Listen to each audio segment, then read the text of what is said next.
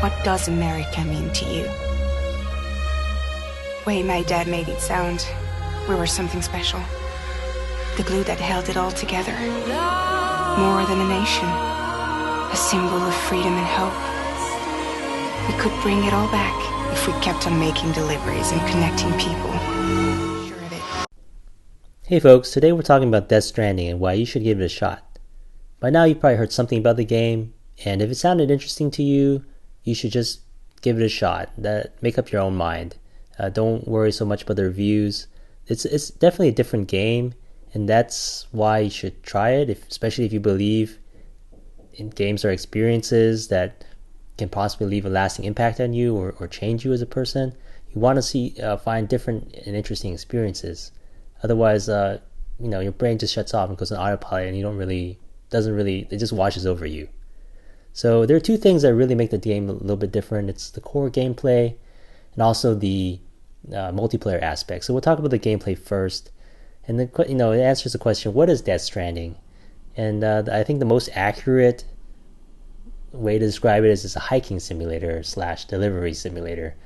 So if you like going on hikes, long walks, or runs, everything that appeals to you about that is what would appeal to you about the game, this aspect of the game. You're running along, it's quiet, you can hear your thoughts, there's beautiful scenery, and the music kicks in, and you're just like, wow. It has definitely a journey vibe.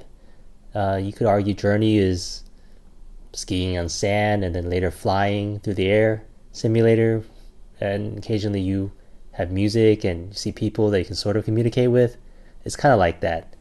So that's that aspect. The other part is you're basically the guy from The Postman. If you ever read that story, that sci-fi story, or seen the movie that was based on it with Kevin Costner, you're just delivering packages to rebuild America. That's pretty much what you're doing. Is it fun? I'd say the word I'd use is satisfying. It's like planning a road trip or a backpacking trip where you open the map, think of the stops you want to go to, plan the equipment you want to bring, maybe some equipment drops. It reminds me a bit like a 2000 MMO, where maybe there wasn't a lot of quest variety or even enough quests to reach the max level, and you kind of try to plan your best route to get all the waypoints and all the flight points with not having to go in the forest and grind bulls or drops or things of that nature. But if you missed that era and you want to see what I'm talking about, you can try Classic WoW. It will definitely take you back to those days. But there's the satisfying loop there of planning and executing.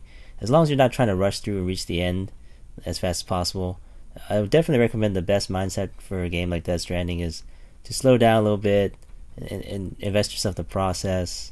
Maybe take a couple breaks and not play straight through. There's definitely one of those games as well. It's about the journey and not the destination. So the second thing that makes this game interesting or different is that it's a strand game. Hideo Kojima likes to say he created a new genre. I'm not really sure I'll go that far, but definitely he took the ideas that were sort of introduced in Dark Souls and Nier Automata, or Automata if you prefer, and he definitely fleshes it out a lot. So Death Stranding basically plays like a single player game. You never see anybody else, but you see their signs, you see the equipment they leave around. They can start projects and you can help them finish it, and vice versa. Roads and bridges and things of that nature. So you're really building up the country like the game says. So the gameplay and the story really fit well together. And all this works because it's asynchronous. It almost has to be asynchronous. Because if it was synchronous, it would be basically an MMO. And your experience might be completely different because the internet's full of trolls, I guess. But here, the interactions you have with other people are limited to positive interactions, really. There's really not much you can do negatively to other people. And you really don't want to. You want to be helpful. It's weird like that. It's the less you know about people, the more you want to help them. It goes to the phrase, I love humanity, but it's people I can't stand.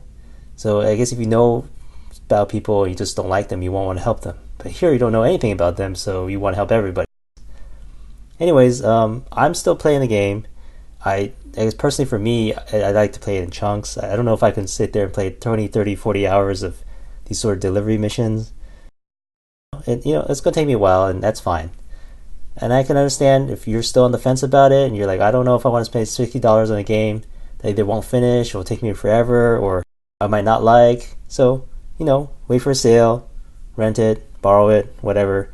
But if it sounds interesting to you, definitely check it out yourself and make up your own mind. Don't let other people tell you what to think. And yeah, those are my thoughts. I'd love to hear yours if you want to leave any comments below.